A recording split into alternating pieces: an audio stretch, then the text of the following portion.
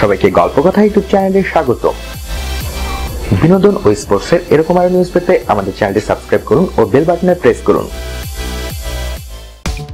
আইপিএলে শেষ চারে ওঠার লড়াই চলছে পুরোদমে। এক এক ম্যাচের হিসেব নিকেশে পাল্টে যাচ্ছে পয়েন্ট বোর্ড। কেউ বা শেষ বলে পেয়ে যাচ্ছেন অপ্রত্যাশিত জয়, কেউ বা স্ট্র্যাটেজির অভাবে ম্যাচ হারছে। আইপিএলে এই ওঠাপড়ায় কিন্তু ফ্যাক্টর হয়ে দাঁড়াচ্ছে রিজার্ভ বেঞ্চ। প্রতি দলেই এমন কিছু খেলোয়াড় আছেন যাদের বিপুল অর্থ দিয়ে কেনা হলেও প্রথম একাদশে রাখাই হচ্ছে না। সেই দলে বেঞ্চ প্লেয়ার হিসেবে থাকলেও তারা অন্য যে কোনো দলে গেলে খেলার সুযোগ তো পেতেনি, এমনকি টুর্নামেন্টের সব হিসাবও বদলে দিতে পারতেন। জানেন তারা কারা? যেমন মোহিত শর্মার কথাই ধরুন। চলতি আইপিএলে চেন্নাই সুপার কিংস 5 কোটি টাকায় কিনেছিল মোহিতকে, কিন্তু ওই পর্যন্তই। গোটা মৌসুমে এখন পর্যন্ত মাত্র একটি ম্যাচে খেলার সুযোগ পেয়েছেন তিনি। বরং মোহিত যদি বেঙ্গালুরুর দলে থাকতেন তাহলে ডেথ ওভারে বোলিং বিপর্যয় থাকতে ডেল স্টোনের সঙ্গে তাকে কাজে লাগানো যেত। টানা 5 ম্যাচ হেরে কোণঠাসা কলকাতা ভুগছে ভালো পেস বোলিং এর অভাবে। শিবম মাভি, কমলেশ নাগারকটিদের চোট বিপর্যয় বাড়িয়েছে। ট্রেন্ট বোল্টের মতো কিউই পেসার সহজেই তাদের পরিত্রাতা হয়ে উঠতে পারতেন। নিউজিল্যান্ডের এই পেসার দিল্লির দলে থাকলেও কাগিসো রাবাডার জন্য সুযোগ পাচ্ছেন না।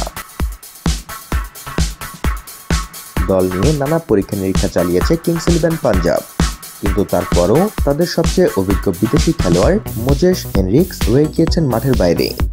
পাঞ্জাবের হয়ে ডেবিউ ম্যাচ খেলার আগে তিনি চোট পেলেও তা সেরে গিয়েছে, তবু শিখে ছাড়েনি। বরং এই মুহূর্তে রাজস্থানের মিডল অর্ডারকে আরো মজবুত করতে বেন স্টোকসের জায়গায় তাকে খেলানো যেতে পারে। কলকাতা রিজার্ভ বেঞ্চে মজুদ কার্লোস ব্র্যাথওয়েট সম্পর্কেও একই কথা খাটে। তিনি মাত্র একটি ম্যাচ খেলেছেন এতদিনে। সেই ম্যাচে ব্যর্থ হলে তাকে বেঞ্চে বসিয়ে রাখার যুক্তি নেই ক্রিকেট বিশেষজ্ঞদের কাছেও। এদিকে পাঞ্জাব দলে বোলিং দক্ষতা ও মিডল অর্ডারকে ধরে রাখার জন্য এই সময় তার মতো অভিজ্ঞ ক্যারিবিয়ান দরকার। মুম্বাই ইন্ডিয়ান্সের এভিন লুইসের কথাই ভাবুন। বিকট ভালো খেলে দিচ্ছেন বলে সেভাবে সুযোগই মিলছে না, অথচ গত মৌসুমেও 382 রান করে নিজের জাত চিনিয়েছিলেন লুইস। ওদিকে ধোনির দুর্ধর্ষ ফিনিশ বা দারুণ বোলিং লাইন আপের কাজে ভর দিয়ে ম্যাচ জিতছে চেন্নাই।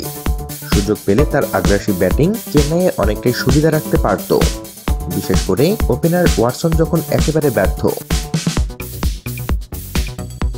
ঈশ্বরদী রাজস্থান রয়্যালসের দলে থাকলেও একেবারেই ব্যবহৃত নন।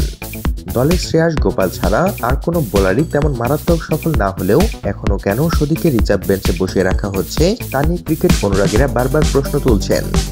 অথচ ইকোনমি রেট থেকে শুরু করে উইকেট নেওয়ার ক্ষমতায় এই সময় মুম্বাই ইন্ডিয়ান্সের দলে তাকে বড় প্রয়োজন। রয়্যাল চ্যালেঞ্জার্স বেঙ্গালুরুতে রয়েছেন ওয়াশিংটন সুন্দর, তবু পরিকল্পনায় গলদ এবং প্রাথমিক অফ ফর্মের কারণে ওয়াশিংটনকে সেভাবে সুযোগ দেওয়াই হচ্ছে না। অথচ পাওয়ার প্লেতে মোহাম্মদ নবীর বোলিং এর উপর ভর করে ম্যাচ টেনে বের করার যে চেষ্টা সানরাইজার্স হায়দ্রাবাদের রয়েছে, সেই কাজকে নবীর পাশে দাঁড়িয়ে আরো সহজ করতে পারতেন ওয়াশিংটন সুন্দর।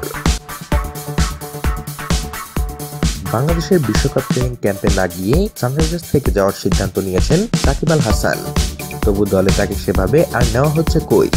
নবীর মারাত্মক বোলিং সাকিবের সুযোগের সামনে বারবার বাধা হয়ে দাঁড়াচ্ছে, কিন্তু দিল্লির মিডল অর্ডারকে আরেকটু পোক্ত করতে সাকিবের মতো অলরাউন্ডার তাদের এই মুহূর্তে বড় প্রয়োজন ছিল। তো বন্ধুরা, এদের মধ্যে কোন খেলোয়াড়কে সাইড বেঞ্চে বসিয়ে রাখা মোটেও ঠিক হচ্ছে না বলে আপনি মনে করেন তা জানিয়ে দিতে পারেন আমাদের কমেন্ট বক্সে। সবশেষে ভিডিওটিতে লাইক ও শেয়ার দিয়ে আমাদের সাথে থাকুন। ধন্যবাদ।